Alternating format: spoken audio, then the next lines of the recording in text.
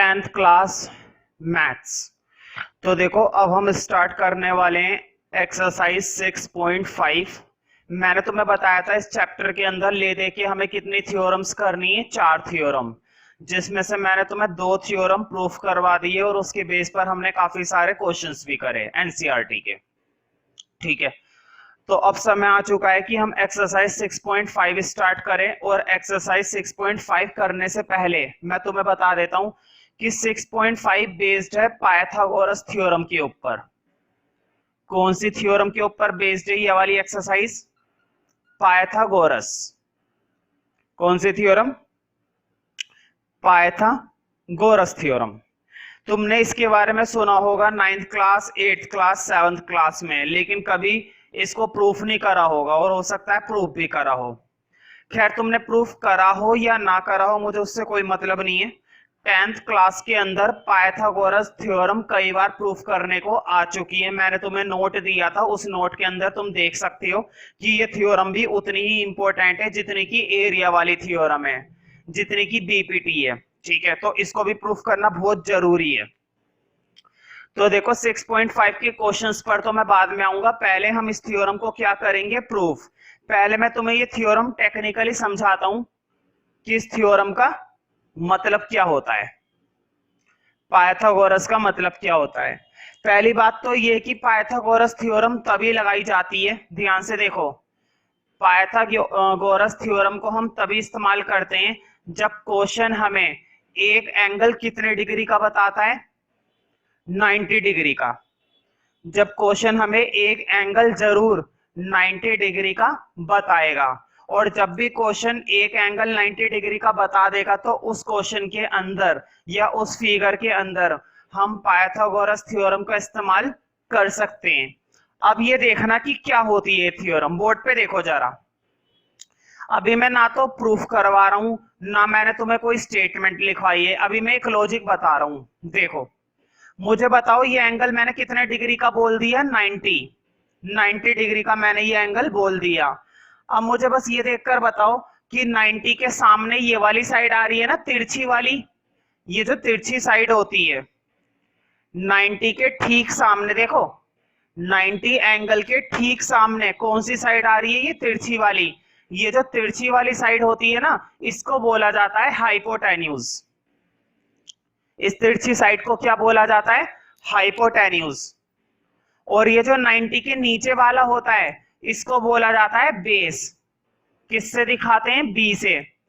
ये तो होता है नीचे वाला बेस, और ये जो तिरछा वाला होता है ये होती है हमारी हाइपोटेन्यूज। और ये जो होता है ये वाली साइड जो बिल्कुल सीधी खड़ी रहती है, ये होता है हमारा परपेंडिकुलर। क्या होता है हमारा, परपेंडिकुलर। अब जरा स्टेटमेंट को ध्यान से समझना, थ्योरम क्या कहती है, बोर्ड पे देखो। थ्योरम ये कहती है, ध्यान से सुनो, थ्योरम ये कहती है कि अगर एक एंगल 90 डिग्री है, अगर एक एंगल 90 डिग्री है तो थ्योरम ये कहती है कि हमेशा हाइपोटेन्यूज का स्क्वायर, हमेशा हाइपोटेन्यूज का स्क्वायर किसके बराबर होता है, हमेशा बराबर होता है बेस का स्क्वायर प्लस, और किसका स्क्वायर, परपेंडिकुलर का स्क्वायर। ये कहती है पाइथागोरस थ्योरम। ध्यान से सुनो कितनी सिंपल सी बात बोलती है पाइथागोरस थ्योरम। हो सकता है तुम में से किसी को ये बात पहले से ही मालूम हो, क्योंकि ऐसा तो है नहीं है, पहली बार पढ़ने को मिल रही है। पाइथागोरस थ्योरम ऐसी थ्योरम है जिसका हम कितनी बार इस्तेमाल कर चुके हैं मैथ्स के अंदर, लेकिन प्रूफ नहीं करा, क्योंकि प्रूफ अब करेंगे। तो देखो कितनी सिंपल सी बात बोलती है, हाइपोटेन्यूज का स्क्वायर हमेशा किसके बराबर होता है, बेस का स्क्वायर प्लस परपेंडिकुलर का स्क्वायर होता है ना। अब इस चीज को हमें क्या करना पड़ेगा, प्रूफ करना पड़ेगा कि कैसे, अगर होता है तो कैसे होता है, प्रूफ करके बताओ। तो कोई बात नहीं, हम क्या डरते हैं प्रूफ करने से, जब हमें ये मालूम है कि ये होता है तो हम प्रूफ भी करके दिखाएंगे, क्यों टेंशन लेते हो। ठीक है, अब स्टार्ट करते हैं। तुम्हें स्टेटमेंट समझ में आ गई ना। स्टेटमेंट कहती है कि अगर एक एंगल 90 डिग्री है तो, ध्यान से सुनो, तभी लगा सकते हो तुम ये थ्योरम जब क्वेश्चन ने क्या बताया होगा, 90 डिग्री, और अगर क्वेश्चन ने 90 डिग्री नहीं बताया तो तुम ये थ्योरम नहीं लगा सकते। क्वेश्चन ये कह रहा है कि अगर ये 90 डिग्री है तो ही थ्योरम एप्लीकेबल है, और अगर 90 डिग्री नहीं है तो थ्योरम एप्लीकेबल नहीं है। ठीक है, तो अब लगाएंगे, अब सॉल्व करेंगे इस थ्योरम को। तो देखो मैं तुम्हें स्टेटमेंट लिखवा देता हूं क्योंकि बच्चों को कंफ्यूजन हो जाती है स्टेटमेंट में। मैं तुम्हें पहले ही बता रहा हूं गलती कहां पर होगी। बच्चे क्या करते हैं, बच्चे पाइथागोरस थ्योरम और पाइथागोरस थ्योरम कन्वर्स, इन दोनों में कंफ्यूज हो जाते हैं। पेपर में आती है कन्वर्स, बच्चे कर आते हैं पाइथागोरस को प्रूफ। पेपर में आती है पाइथागोरस, बच्चे कर आते हैं कन्वर्स को प्रूफ, क्योंकि दोनों की स्टेटमेंट मिलती जुलती है, बस छोटा सा फर्क है। ध्यान से सुनो क्या फर्क है। पाइथागोरस कहती है कि अगर 90 डिग्री है तो h का स्क्वायर बराबर है p का स्क्वायर और b का स्क्वायर, और कन्वर्स कहती है कि अगर h का स्क्वायर परपेंडिकुलर के स्क्वायर और बेस का स्क्वायर बराबर है तो 90 डिग्री होगा, है ना। अभी मैं कन्वर्स की बात नहीं करूंगा, नहीं तो तुम खुद कंफ्यूज हो जाओगे। अभी हम सिर्फ किसकी बात करेंगे, पाइथागोरस की। तो तुम्हें स्टेटमेंट समझ में आनी चाहिए। स्टेटमेंट समझ में आ रही है ना। अगर तुम लोगों के पास नोट है, जो मैंने नोट दिया था, तो बहुत ही अच्छी बात है, उस नोट को निकाल के रख लो। और अगर नहीं है तो मैं लाइन को पढ़ रहा हूं, नोट मत करना, केवल उस लाइन को ध्यान से सुनना। नोट होता तो और भी अच्छी बात है। ठीक है, तो स्टेटमेंट को ध्यान से सुनना, क्या लिखा हुआ है। इन अ राइट एंगल ट्रायंगल, मुझे बताओ राइट एंगल ट्रायंगल, इसका मतलब क्वेश्चन ने हमें ट्रायंगल के अंदर एक एंगल 90 डिग्री बताया है या नहीं बताया है। तुम सोच रहे होंगे मैंने ट्रायंगल कितना खुलकर बनाया है। मैंने इसलिए बड़ा बनाया है ताकि हर एक बच्चे को बहुत ही प्रॉपर तरीके से दिखाई दे और बहुत ही अच्छे तरीके से उसको समझ में भी आए। ठीक है, इसलिए मैंने अपना इतना मार्कर खर्च करा है, तुम समझ सकते हो इस चीज को।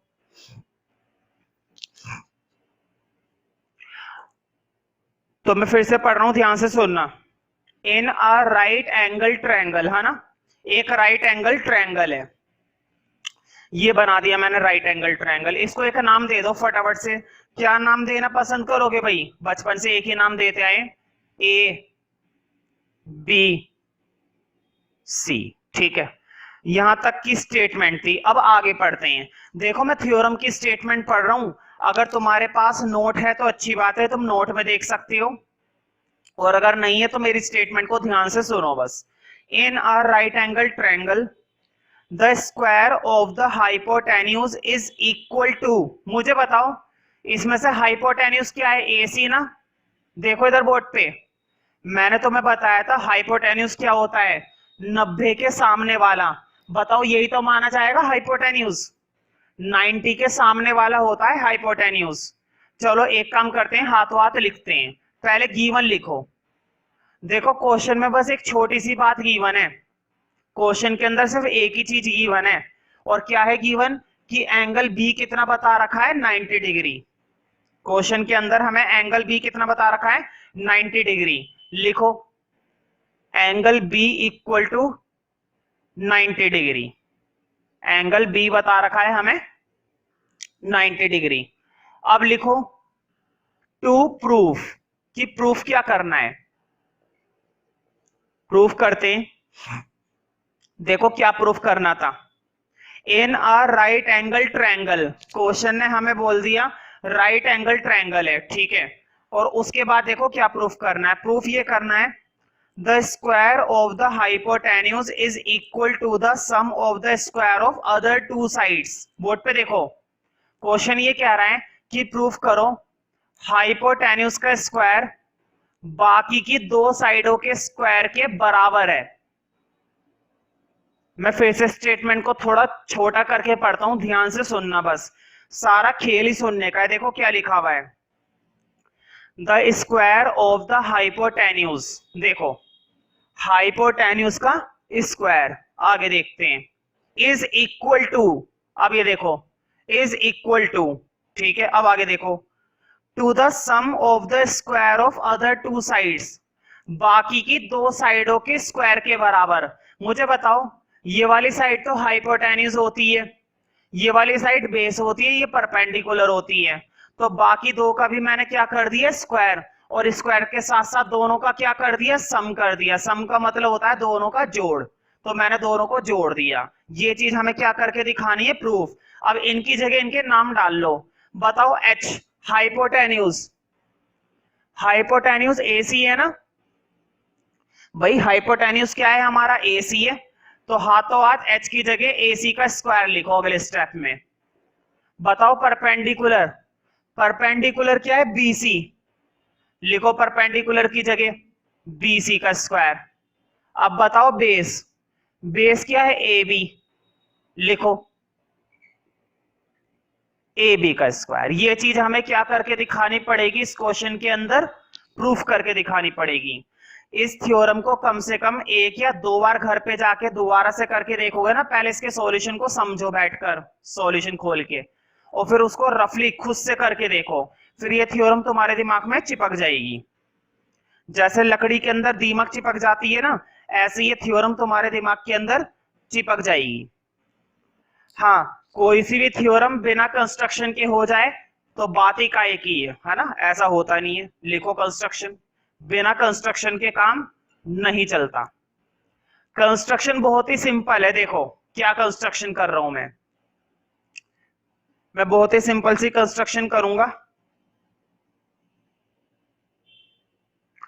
देखो बी से मैं एक परपेंडिकुलर बना रहा हूं, और किस पर परपेंडिकुलर बना दिया मैंने एसी पर।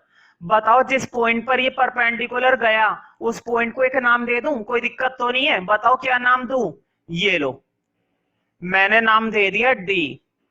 मुझे बताओ मैंने एक परपेंडिकुलर बनाया है, और कौन से पॉइंट से बनाया है बी से, और किस पर बनाया है एसी पर। लिखो B D perpendicular to AC. मैंने बी से परपेंडिकुलर बनाया बीडी, और किसके ऊपर बनाया एसी के ऊपर। तो देखो कितना सिंपल सा काम करा है कंस्ट्रक्शन के अंदर, मैंने कोई बहुत बड़ी चीज नहीं करी है, बहुत ही सिंपल सिंपल से स्टेप करे हैं अभी तक। अभी तक तो मैंने कुछ खास करा भी नहीं है इस क्वेश्चन के अंदर। अब आगे बढ़ते हैं, अब इस स्टेटमेंट को आगे बढ़ाएंगे, अब प्रूफ करते हैं। और देखो बहुत ही सिंपल काम करना है, जो अभी तक हमने इस चैप्टर में करा है ना उसी के बेस पर ये सिंपल काम करना है, कुछ नया काम नहीं करना। बताओ क्या कर रहे थे इस चैप्टर के अंदर, अभी तक हम बार बार क्या करते थे, दो ट्रायंगल को सिमिलर करते थे। बार बार क्या करते थे, दो ट्रायंगल को सिमिलर करते थे। अब भी वही करेंगे। अब देखो कैसे करना है, बोर्ड पे देखना जरा पहले, इधर देखो। मुझे बताओ नीचे ये छोटा वाला ट्रायंगल दिखाई दे रहा है, मैं पढ़ देता हूं एक बार, देखो इधर बोर्ड पे ए डी बी दिखाई दिया, ए डी बी ये छोटा वाला ट्रायंगल। एक तो ये छोटा वाला ट्रायंगल ठीक है, अब दूसरा ट्रायंगल देखो ए बी सी, फिर से देखो ए बी सी। तो कुल मिलाकर दो ट्रायंगल दिखाई दिए बोर्ड पे, देखो एक तो ये नीचे छोटा वाला और एक ये पूरा बड़ा वाला। ध्यान से सुनो, एक तो नीचे ये छोटा वाला और एक ये पूरा का पूरा बड़ा वाला, है ना। इन दोनों को सिमिलर करूंगा। लिखो इन ट्रायंगल, एक तो है एबीसी बड़ा वाला, है ना, और एक है छोटा वाला ए डी बी। देखो वर्ड पे ए बी सी ये बड़ा वाला ट्रायंगल, और एक छोटा वाला ए डी बी ये नीचे वाला, समझ रहे हो ना। इन दोनों को सिमिलर करना है।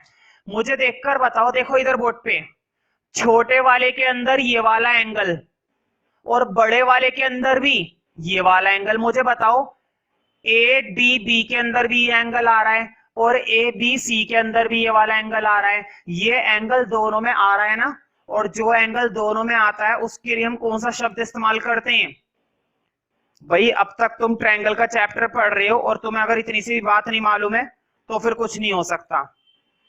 तो बताओ एंगल ए दोनों के अंदर आ रहा है, क्या है ये कॉमन। लिखो angle A equal to angle A, और साइड में लिखना कॉमन। इस ट्रायंगल के अंदर इस वाले एंगल को क्या माना जाएगा, कॉमन माना जाएगा।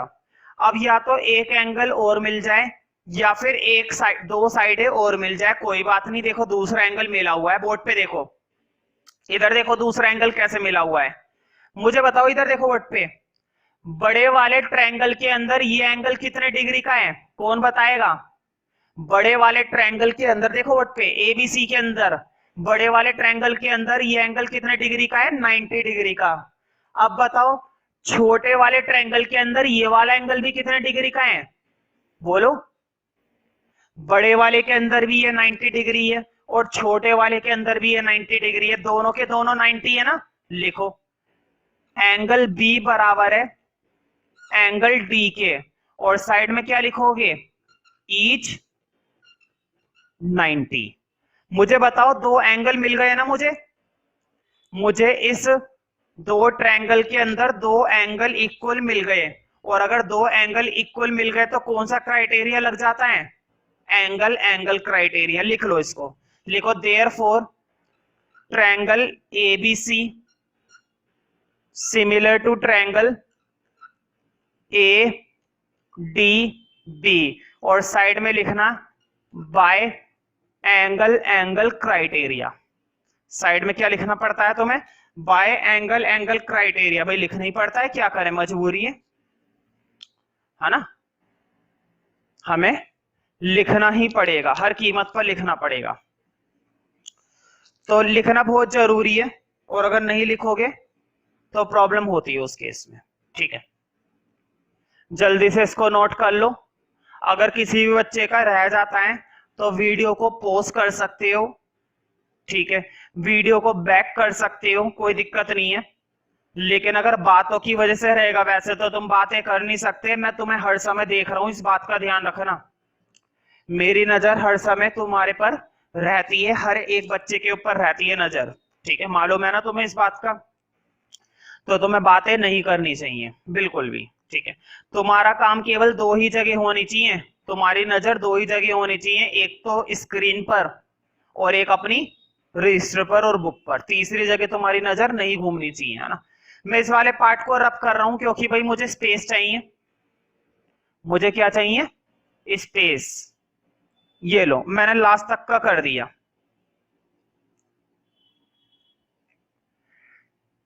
अब बताओ लास्ट में मैंने दो ट्रायंगल को क्या कर दिया है, सिमिलर।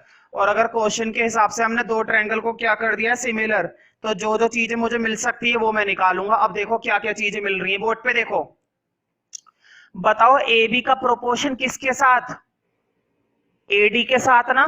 लिखो ए बी अपॉन में एडी। भाई ये काम तो बहुत चिपक चुका होगा दिमाग में, है ना।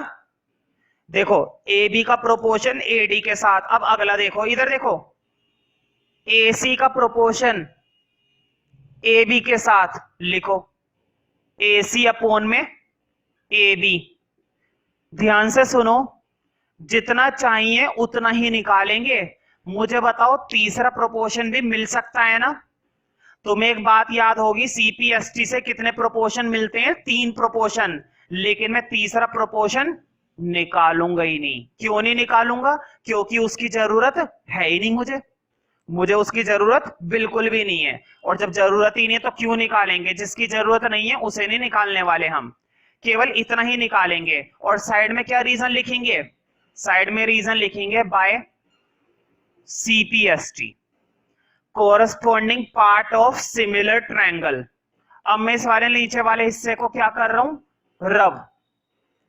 अब मुझे बताओ, देखो इधर मैंने तुम्हें बताया है, मैंने तुम्हें मैथ्स के अंदर क्रॉस करना सिखाया था। बोर्ड पे देखो, इधर देखो, क्रॉस का साइन बनाकर दिखा दूं तुम्हें। ये देखो क्रॉस का साइन, ये क्रॉस का साइन ना तो तुम्हें अपने रजिस्टर में बनाना है, ना ही टेस्ट में बनाना है, ना ही पेपर में बनाना है। ये तो बस मैं समझाने के लिए बना देता हूं क्रॉस का साइन।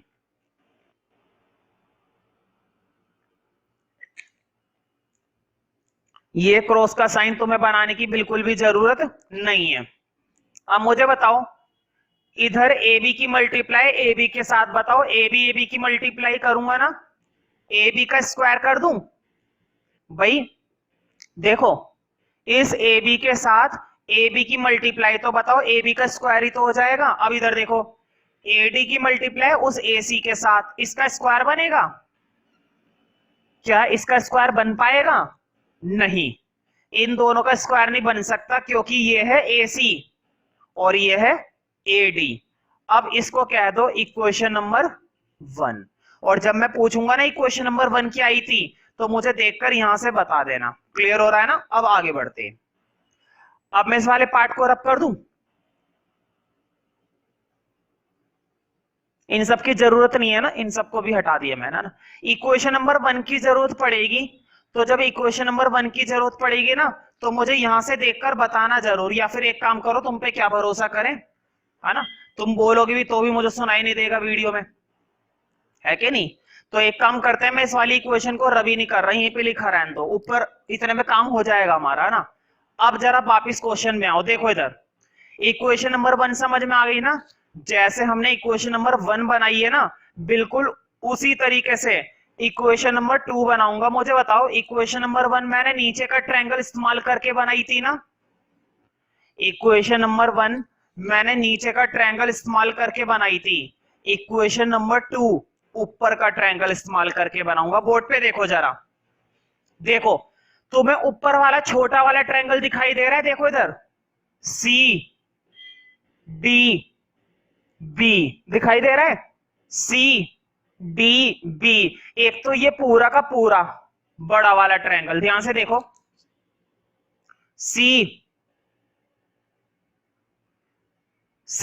डी और बी। और अब बड़ा वाला ट्रायंगल देखो, सी बी ए। समझ में आ रहा है ना? देखो, C D B, C B A, ये पूरा का पूरा बड़ा वाला ट्रायंगल। उम्मीद करता हूं तुम्हें दिखाई दे रहा होगा। दिखाई दे रहा है ना? मैं फिर से रिपीट कर देता हूं, देखो, सी डी बी ये छोटा वाला, अब बड़ा वाला देखो, सी बी ए। लिखो, इन ट्रायंगल, एक तो ले लिया मैंने सी डी बी और एक ले लिया सी बी ए। तुम सोच रहे होंगे मैंने सी बी ए क्यों लिया, मैंने ए बी सी क्यों नहीं बोला? किसी बच्चे के दिमाग में अगर ये बात आ रही है तो मैं क्लियर कर देता हूं, ठीक है? उसके लिए भी मेरे पास एक रीजन है। देखो, नॉर्मली हम इस ट्रायंगल को क्या पढ़ते हैं? एबीसी पढ़ते हैं, मुझे भी मालूम है और तुम्हें भी मालूम है। क्या पढ़ते हैं? एबीसी। ध्यान से सुनो, अगर मैंने इसको एबीसी बोला या फिर सीबीए बोला, देखो, चाहे तुम इसको सीबीए बोलो चाहे तुम इसको एबीसी बोलो, मुद्दे की बात है कि जो एंगल बी है ना, वो बीच में ही रहना चाहिए।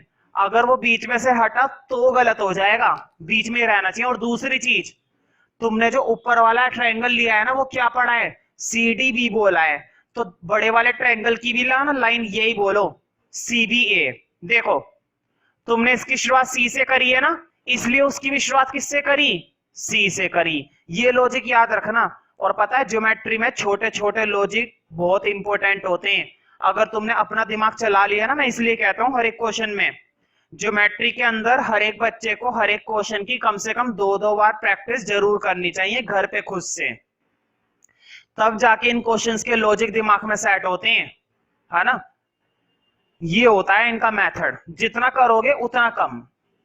अब हमने इन दो ट्रायंगल को ले लिया, अब मुझे बताओ, देखो, एंगल सी छोटे वाले में भी आ रहा है और एंगल सी बड़े वाले में भी आ रहा है, और एंगल सी दोनों में आ रहा है ना। अब जब एंगल सी दोनों में आ रहा है तो लिखो angle C equal to angle C, और साइड में लिखना क्या आ चुका है? कॉमन। एंगल सी और एंगल सी हमारा क्या आ गया? कॉमन आ गया। अब देखो, एक और एंगल आ रहा है, बोर्ड पे देखो इधर, बताओ, बड़े वाले में एंगल बी और छोटे वाले में इधर एंगल डी। बताओ दोनों के दोनों कितने डिग्री के? 90 डिग्री के।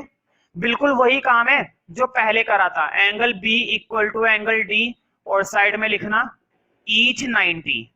बताओ, एंगल एंगल क्राइटेरिया से हो जाएंगे ना ये? एंगल एंगल क्राइटेरिया से क्या हो जाएंगे ये? सिमिलर। लिखो therefore triangle C D B similar to triangle CBA। हो जाएंगे नहीं हो जाएंगे? हो जाएंगे ना? बिल्कुल, क्यों नहीं होंगे, जरूर होंगे। कैसी छोटी बात कर दी तुमने। देखो कैसे होते हैं फिर ये धड़ाधड़। अब तुम्हें मालूम है साइड में क्या रीजन देना पड़ेगा। लिखो बाय एंगल एंगल। मुझे बताओ CPST लगा सकता हूं ना? देखो मेरे पास कम स्पेस है CPST लगाने के लिए। तुम लोगों को कोई प्रॉब्लम ना हो तो मैं इस चीज को यहां से हटा करके उधर लिख देता हूँ साइड में, इसकी जरूरत पड़ने वाली है ना। या फिर देखो मुझे बता ही देना, मैं रवि कर देता हूँ, है ना। मैं याद कर लेता हूँ ABACAD, है ना, ABACAD बहुत ही जल्दी। अब CPST लगा देते हैं भाई, बहुत ही बढ़िया CPST होता है हमारे पास। देखो अब ध्यान से सुनो, मैंने फिर से वही बोला है कि इस क्वेश्चन के अंदर जो चीज चाहिए वही निकालेंगे, बस जो चीज चाहिए वही निकालेंगे और आलतू फालतू की चीज बिल्कुल भी नहीं निकालने वाले हैं। बोर्ड पे देखते रहना ना, अगर तुमने जरूरत से ज्यादा गलत चीजें निकाल दी इसके अंदर तो प्रॉब्लम हो सकती है। ठीक है, देखो इधर देखो, बताओ CD का प्रोपोर्शन किसके साथ? CB के साथ ना भाई। CD का प्रोपोर्शन किसके साथ? CB के साथ। ये लो CD अपॉन में CB। और एक और निकालूंगा ताकि मेरी बात बन जाए। इधर देखो CB का प्रोपोर्शन, इधर देखो CB का प्रोपोर्शन किसके साथ? CA के साथ हो रहा है ना। इधर देखना CB का प्रोपोर्शन CA के साथ। तो देखो CB का प्रोपोर्शन, इधर CB का प्रोपोर्शन किसके साथ? CA के साथ। और साइड में लिख देना बाय CPST। साइड में रीजन क्या रहता है? CPST। मुझे बताओ हर बार दो ट्रायंगल से कितने प्रोपोर्शन निकाले जा सकते हैं? 3। हर बार दो ट्रायंगल से कितने प्रोपोर्शन निकाले जा सकते हैं? 3। लेकिन मैंने तीनों नहीं निकाले, मैंने बस कितने निकाले? 2। मैंने बस कितने निकाले? 2 निकाले। अब देखो क्रॉस कर दो। मुझे बताओ इक्वेशन नंबर 1 के अंदर भी हमने क्रॉस करा था ना, और इक्वेशन नंबर 2 के अंदर भी क्या करेंगे? क्रॉस करेंगे। तो कर देते हैं भाई, इतनी कौन सी बहुत बड़ी तोप चीज है। देखो कैसे करता हूं मैं क्रॉस। इधर देखो जरा, देखो देखो मैं साइन बना देता हूं क्रॉस का। CB का CB के साथ, बोर्ड पे देखो CB का CB के साथ, CB का क्या बन गया? स्क्वायर। अब इधर देखो CD का CA के साथ, देखो इधर CB का CB के साथ तो बन गए स्क्वायर। क्यों? क्योंकि CB इंटू CB क्या बनेगा? होल स्क्वायर बनेगा। और CD का किसके साथ बन गया? CA के साथ। CD का CA के साथ। इसको कह दो इक्वेशन नंबर 2। ये बन चुकी है हमारी इक्वेशन नंबर 2। मैं फिर से रिपीट कर देता हूं। देखो इधर भी CB, इधर भी CB। CB का CB के साथ तो बन गया CB का स्क्वायर। और इधर CD, उधर CA। CD का CA के साथ बन गया CD into CA equal to equation number 2। अब तो मैं मालूम है मैं क्या करूंगा, फर्स्ट इक्वेशन और सेकंड इक्वेशन को मैं ऐड करूंगा। लिखो एडिंग फर्स्ट एंड सेकंड। अब मुझे तो पता नहीं, मैंने रब कर दिया था और मैं भूल भी गया क्या था, है ना। देखो फर्स्ट इक्वेशन को और सेकंड इक्वेशन को ऐड करना है। मैं तुम लोगों के लिए लिख देता हूं भाई। मेरे ख्याल से जो फर्स्ट इक्वेशन आई थी वो थी AB का स्क्वायर इक्वल टू, बाकी मुझे पता नहीं, AB का स्क्वायर AC इंटू AD, ये रहा होगा शायद।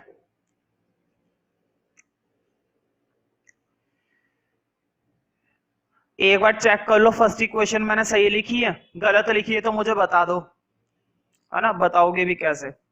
सुनाई देगा नहीं, मुझे खुद ही देखना पड़ेगा। किसी पे भरोसा नहीं करना चाहिए आज के समय में, खुद ही करना पड़ता है सब काम, है ना। मैं खुद ही देख लेता हूं। ए बी का स्क्वायर और ए सी ए डी और सी डी। ठीक है चलो, है ना, यही थी इक्वेशन नंबर 1, है ना। और वैसे भी अगर ये नहीं होगी तो आगे प्रूफ नहीं होने वाला, रुक जाएगा क्वेश्चन, तब हमें पता चल जाएगा कि ये थी या नहीं थी, है ना। अब ऐड करते हैं, तो देखो ऐड करना है फर्स्ट और सेकंड को। बोर्ड पे देखो, इधर सी बी का स्क्वायर उधर ए बी का स्क्वायर, दोनों को ऐड करना है ना। तो देखो कैसे ऐड करेंगे, ए बी का स्क्वायर प्लस सी बी का स्क्वायर इक्वल टू, अब इधर भी ऐड कर दो। बोर्ड पे देखो, A C into A D, A C into A D plus इधर क्या है, C D into C A, C D into C A. अब मैं ये दोनों इक्वेशन हटा देता हूं, इन दोनों इक्वेशन का कोई काम नहीं है ना। देखो इधर, अब तुम्हें कुछ कॉमन दिख रहा है, कॉमन दिखना चाहिए भाई। अगर कॉमन नहीं दिखा तो फिर कुछ नहीं हो सकता, कॉमन दिखना चाहिए। कॉमन दिखाने से पहले मैं तुमसे एक छोटी सी चीज पूछूंगा, तुम लोगों को आसानी से कॉमन दिखेगा। फिर बताओ, ए सी या फिर सी ए, एक ही बात है ना। तुम साइड ए सी बोलो चाहे साइड सी ए बोलो, एक ही बात है। चाहे ए सी लिखो चाहे सी ए लिखो, एक ही तो बात हुई, ए सी सी ए। अब देखो इधर, मुझे बताओ इसके अंदर भी क्या है, ए सी है, और इसके अंदर भी क्या है, ए सी है। दिखाई दे रहा है, ए सी सी ए। मैंने अभी बोला था दोनों में कोई फर्क नहीं होता, यहां पर भी ए सी और यहां पर भी ए सी, दोनों में से क्या कॉमन आ सकता है, ए सी। बताओ, दोनों में से मैं ए सी कॉमन ले रहा हूं। देखो इधर, यहां से ए सी कॉमन लिया, क्या बचा, ए डी। वहां से मैंने क्या कॉमन ले लिया, ए सी, तो अंदर क्या बच गया, ए डी बच गया। ठीक है, और अब तुम्हें मालूम है आगे क्या कॉमन लूंगा मैं, यहां से ए सी कॉमन लिया, अंदर बचा ए डी प्लस यहां से भी ए सी कॉमन लिया, अंदर क्या बचा, सी डी। हाँ, दोनों को जोड़कर बताओ क्या बनता है, ए डी और सी डी दोनों को जोड़कर मैं दिखा देता हूं। ए बी का स्क्वायर सी बी का स्क्वायर इक्वल टू, देखो इधर A D plus C D. Board पे देखो, ए डी के साथ सी डी जोड़ोगे, बोर्ड पे देखो, ए डी के साथ सी डी जोड़ोगे तो पूरी की पूरी क्या बन जाएगी, ए सी बन जाएगी ना। बताओ, ए डी के साथ अगर तुम सी डी वाला पार्ट जोड़ दोगे तो पूरी की पूरी कंप्लीट लाइन बन जाएगी, और कंप्लीट लाइन क्या बनेगी, ए सी बनेगी। देखो मैं फिर से रिपीट कर देता हूं, बहुत आसान है, ऐसी बात नहीं है, बस देखने का खेल है। देखो, मुझे बताओ ए डी और सी डी, ए डी ये नीचे वाला हिस्सा और सी डी ये ऊपर वाला हिस्सा, और दोनों को क्या करना है, जोड़ना है। बताओ, दोनों को जोड़ने पर पूरी की पूरी लाइन बन गई ना, और पूरी लाइन क्या बन गई, ए सी। पूरी लाइन क्या बन चुकी है, ए सी बन चुकी है। तो क्या मैं दोनों को जोड़कर ए सी लिख दूं। और अब मुझे बताओ, ए सी की मल्टीप्लाई ए सी के साथ, जल्दी से बोलो, ए सी की मल्टीप्लाई ए सी के साथ क्या बनेगा, ए सी का स्क्वायर। यही क्वेश्चन ने प्रूफ करवाया था, जहां पर मैंने लिख रखा है ना टू प्रूफ थ्योरम की स्टार्टिंग में, वहां पर चेक कर लो, यही प्रूफ करना था हमें। इस क्वेश्चन के अंदर यही चीज प्रूफ करने को बोली थी। और क्या प्रूफ करने को बोली थी, देखो, ए बी का स्क्वायर प्लस बी सी का स्क्वायर। देखो, सी बी बोलो चाहे बी सी बोलो, एक ही बात है ना। देखो, मैंने हो सकता है टू प्रूफ में ये लिखवाया हो बी सी, लेकिन यहाँ पर क्या लिखा हुआ है, सी बी, तो एक ही बात है। ए बी का स्क्वायर प्लस बी सी का स्क्वायर इक्वल टू क्या प्रूफ करना था, ए सी के स्क्वायर के। तुम चेक कर सकते हो अपने प्रूफ वाले पार्ट में, यही चीज हमें क्या करनी थी, प्रूफ करनी थी। देखो, ये तो लिखा हुआ होगा, ए सी का स्क्वायर बराबर आना चाहिए था बेस का स्क्वायर और परपेंडिकुलर का स्क्वायर, और वो हमने प्रूफ कर दिया। तो देखो, हमने प्रॉपर तरीके से थ्योरम को एक्सप्लेन करा, इस थ्योरम को प्रूफ करा। अब हम स्टार्ट कर सकते हैं एक्सरसाइज 6.5, और जिसके अंदर काफी बढ़िया बढ़िया क्वेश्चन है, पाइथागोरस थ्योरम के ऊपर बेस्ड है। ठीक है, इसी एक्सरसाइज के अंदर है ना पाइथागोरस कन्वर्स पर बेस्ड क्वेश्चंस आएंगे। इसी एक्सरसाइज के अंदर पाइथागोरस के भी क्वेश्चन है और पाइथागोरस कन्वर्स के भी क्वेश्चन है। तो जब कन्वर्स के क्वेश्चन आएंगे तो मैं तुम्हें कन्वर्स का पहले प्रूफ करवा दूंगा, अभी नहीं आएंगे फिलहाल, है ना। अभी क्वेश्चन नहीं आएंगे कन्वर्ट्स के बाद में आएंगे। अभी तो पाइथागोरस पर बेस्ड क्वेश्चन है, और जब पाइथागोरस पर बेस्ड क्वेश्चन है तो उनको हम कर लेते हैं पहले। तो स्टार्ट करते हैं एक्सरसाइज 6.5। बुक तुम सभी के पास होनी चाहिए, और अगर बुक नहीं है तो प्रॉब्लम होगी क्वेश्चन को समझने में। तो स्टार्ट करते हैं। नेक्स्ट पेज पर हेडिंग डालो एक्सरसाइज 6.5। तो देखो 6.5 के अंदर जो क्वेश्चन नंबर 1 है उसके कई सारे पार्ट्स हैं, 4 पार्ट्स हैं ऑलमोस्ट। देखो, sides of a triangle are given below. मुझे बताओ हर एक पार्ट के अंदर कितनी कितनी साइडें दे रखी हैं? 3-3, क्योंकि ट्रायंगल के अंदर कितनी साइडें होती हैं? ट्रायंगल के अंदर 3 साइडें ही होती हैं, और 3 दे रखी है हमें, ठीक है। Determine which of them are right triangle. In case of right triangle write the length of its hypotenuse. Question कह रहा है बताइए कौन से केस में राइट एंगल ट्रायंगल है और कौन से केस में नहीं है, और अगर राइट एंगल ट्रायंगल है तो हाइपोटेन्यूज की लेंथ बताइए। हाइपोटेन्यूज की क्या बताइए? लेंथ बताइए। मैं तुम्हें करके दिखाता हूं, समझाने से नहीं होगा ये, ठीक है, करने से फटाफट हो जाएगा। मुझे बताओ 3 साइडें दे रखी है ना। पहली साइड 7 सेंटीमीटर, दूसरी साइड 24 सेंटीमीटर, तीसरी साइड 25 सेंटीमीटर। क्वेश्चन पूछ रहा है, ध्यान से सुनो क्वेश्चन ने पूछा क्या है। कई बार आता है, ये 2 नंबर के लिए बनाया ये क्वेश्चन, सिर्फ 2 नंबर के लिए, ज्यादा बड़ा क्वेश्चन नहीं है, इजी क्वेश्चन है। क्वेश्चन पूछ रहा है बताओ ये राइट एंगल ट्रायंगल है या नहीं है? राइट एंगल ट्रायंगल है या नहीं है, और अगर है तो बताओ हाइपोटेन्यूज क्या है, हाइपोटेन्यूज की लेंथ क्या है। क्वेश्चन ने हमसे ये पूछा है। तो देखो जब भी वो पूछे ना कि राइट एंगल ट्रायंगल है या नहीं है, 3 साइडें दे देगा, कोई सी भी क्या दे देगा? 3 डिजिट्स दे देगा। और 3 डिजिट्स देने के बाद है ना वो तुमसे क्या पूछेगा कि राइट एंगल ट्रायंगल है या नहीं है। तो कुछ भी नहीं करना, पहले तो तीनों के स्क्वायर कर दो। देखो इस वाली साइड को मान लो ए, दूसरी साइड को मान लो बी, और तीसरी साइड को मान लो क्या? सी। पहला स्टेप क्या है? पहला स्टेप है कि तीनों के क्या कर दो? स्क्वायर। बोर्ड पे देखो ए का स्क्वायर कर रहा हूं। मुझे बताओ 7 का स्क्वायर कितना होता है? 7 7 जा 49। 7 का स्क्वायर होता है 49। क्लियर ना? अब दूसरी का भी स्क्वायर कर दो। बताओ 24 का स्क्वायर। तुम लोगों को 24 का स्क्वायर अगर याद है तो अच्छी बात है, और अगर याद नहीं है तो सिंपली मल्टीप्लाई कर लो। देखो मैं तुम्हें दिखा देता हूं, 24 की मल्टीप्लाई 24 से कर लो, और कुछ नहीं है।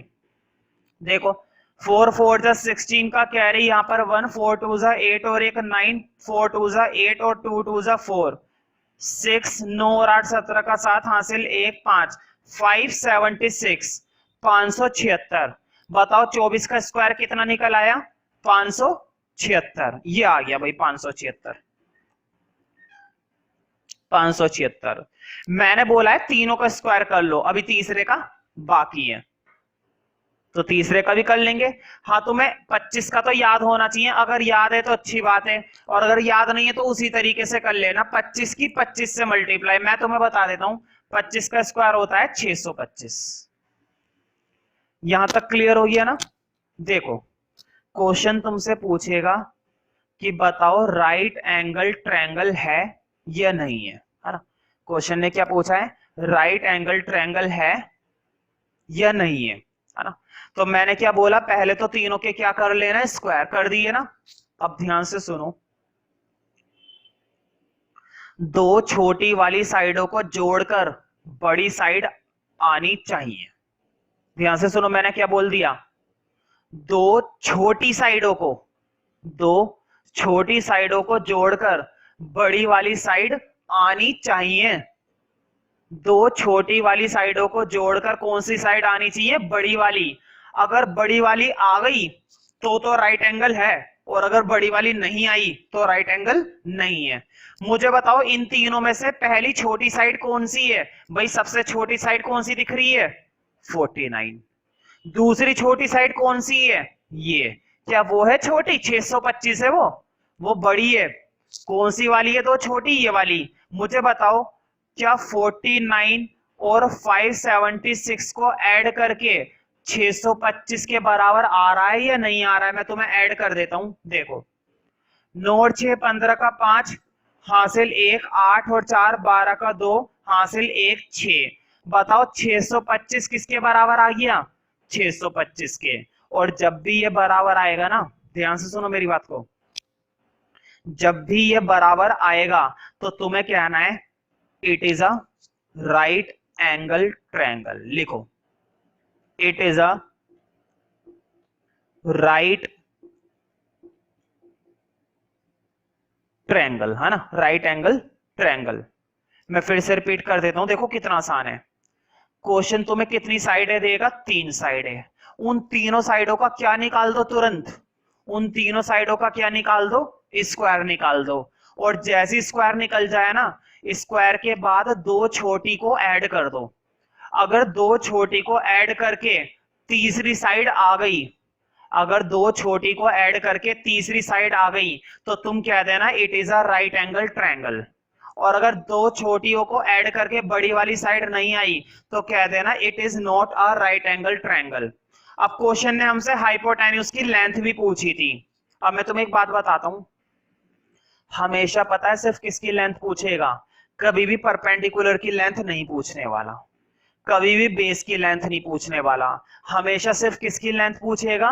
हाइपोटेन्यूज की। अब क्वेश्चन ये कि हाइपोटेन्यूज की ही क्यों पूछेगा। अब मैं तुम्हें एक बात बता देता हूं, हाइपोटेन्यूज की इसलिए पूछता है क्योंकि हाइपोटेन्यूज भी एक ऐसी लेंथ होती है जो सबसे बड़ी होती है, और बड़े लोगों को हर कोई पूछता है, बड़े लोगों को हर कोई पूछता है। बताओ 7 है सबसे बड़ी, ये हाइपोटेन्यूज नहीं है। क्या 24 है सबसे बड़ी? नहीं, ये हाइपोटेन्यूज नहीं है। क्या 25 है सबसे बड़ी?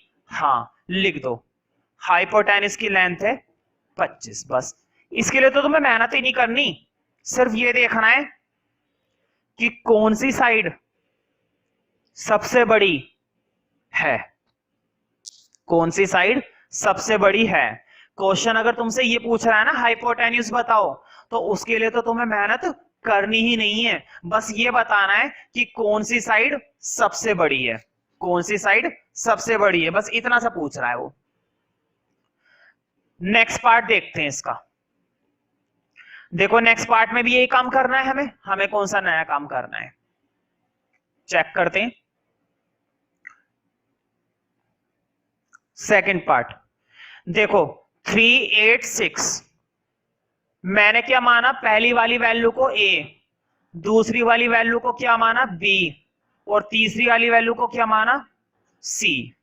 386 मैंने बताया था, वो पूछ रहा है बताओ राइट एंगल है या नहीं। राइट एंगल के लिए पहले क्या निकालने पड़ेंगे? इन तीनों के, बोलो, पहले क्या निकालने पड़ेंगे? इन तीनों के स्क्वायर। और इस बार तो स्क्वायर भी छोटे छोटे हैं। देखो बताओ, 3 का स्क्वायर तो बच्चा बच्चा जानता है, 3 3 से कितने होते हैं? 9 होते हैं भाई। b का स्क्वायर भी हर कोई जानता है, बताओ 8 का स्क्वायर, 8 8 जा 64। जल्दी से बोलो, 8 8 जा कितने होते हैं? 64। तो कर देते हैं फिर, हम क्या डरते हैं? 64। अब c का स्क्वायर बताओ, 6 का स्क्वायर बोलो, 6 6 जा कितने होते हैं? 36। 6 का स्क्वायर यानी कि 36। अब मैंने बताया था चेक करो दो छोटियों को जोड़कर बड़ी मिल रही है नहीं मिल रही। मुझे बताओ इसमें से सबसे छोटी कौन सी? 9, है ना। बताओ 64 और 36 में से कौन सा छोटा है? 64। 64 छोटा है? नहीं, छोटा है 36। करके देखो ऐड। बताओ 9 और 36 को जोड़कर क्या 64 मिल रहा है? चेक कर लेते हैं, अभी पता चल जाएगा। बताओ 9 और 36 को जोड़कर आता है 45, 64 नहीं आता। समझ रहे हो ना। तो बताओ क्या ये दोनों बराबर आए? ये दोनों बराबर नहीं आए ना। बराबर ना आने का साइन ये होता है, देखो अगर बराबर आते तो ये लगाते हैं, और जब कोई चीज बराबर नहीं आती है ना तो बीच में से कट लगा दिया करो। समझ रहे हो ना। लिखो, it is not right triangle, है ना। ये राइट एंगल ट्रायंगल नहीं है, और जब राइट एंगल ट्रायंगल ही नहीं है तो हाइपोटेनस की लेंथ मत बताना, है ना। जिस क्वेश्चन में राइट एंगल ट्रायंगल ना आए ना, उसमें तुम्हें उसकी लेंथ बताने की कोई जरूरत नहीं है, बिल्कुल भी नहीं है। उस क्वेश्चन में तुम्हें उसकी लेंथ बताने की जरूरत है ही नहीं, ठीक है। देखो इसी तरह से इसका थर्ड पार्ट और फोर्थ पार्ट, अगर अभी समय बचेगा तुम्हारे पास तो अभी बैठ के कर लो, बिल्कुल इसी तरीके से स्क्वायर निकालो, जोड़ो और चेक करो। और अगर समय नहीं बचता है तो इस काम को घर पर जरूर करना, ठीक है। मैं चेक करूंगा नेक्स्ट क्लास में।